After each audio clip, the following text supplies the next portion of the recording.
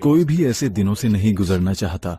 वे सबसे कठिन दिन होते हैं जब कोई उस कदर जख्मी हो जाता है और आपको बाद में एहसास होता है कि थोड़ी देर पहले क्या हुआ था।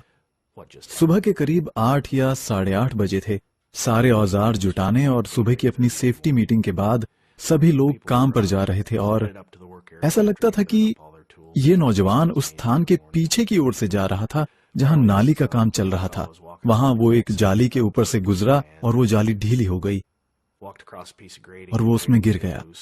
उसके सामने और पीछे की तरफ लोग खड़े थे और वो अचानक गायब हो गया। वो नीचे चल रहे नाली के काम पर जा गिरा। हमने सोचा कि वो उस पर से लुढ़ककर करीब 60 फीट नीचे कंक्रीट पर जा गिरा।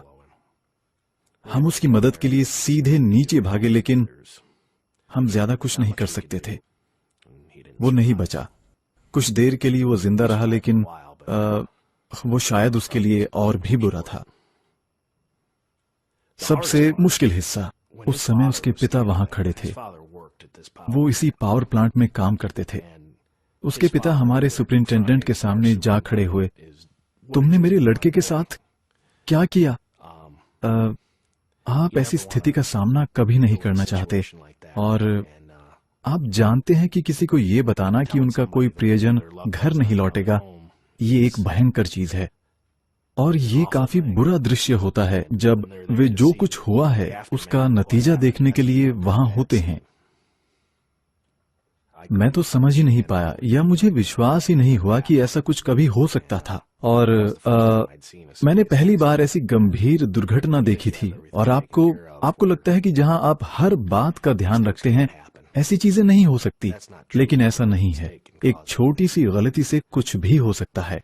मेरी तो ये समझ में आया कि जाली का ये टुकड़ा नीचे से जुड़ा हुआ था। पहले उसी कारीगर ने उसे जोड़ा था जिसे नीचे लगाना था। साथ में आए एक अन्य ग्रुप को कोई काम करना था जिसके कारण जाली को हटाने की जरूरत थी। उन्होंने जाली हटाई। जब काम पूरा कर लिया तो उसे वापस लगा दिया। वापस रखे जाने पर वो ठीक से नहीं लगी। आप अपने साथ ऐसा कभी नहीं चाहते। मैं जानता हूं, मैं तो नहीं चाहता कि आपको कोई चीज दिखे और आप उस पर ध्यान न दें और फिर बाद में कुछ हो जाए। उस समय आपको सबसे खराब महसूस होगा। शायद कोई न कोई है जिसे पता है कि उन्होंने क्लिपों को सही तरीके से लगाने के लिए ठीक से प्रयास नहीं किया था। ये उसी की जिम्मेदारी है या जो भी था। लेकिन वे कोई ऐसे छोटे बच्चे नहीं हैं जिनके बाप अब नहीं हैं।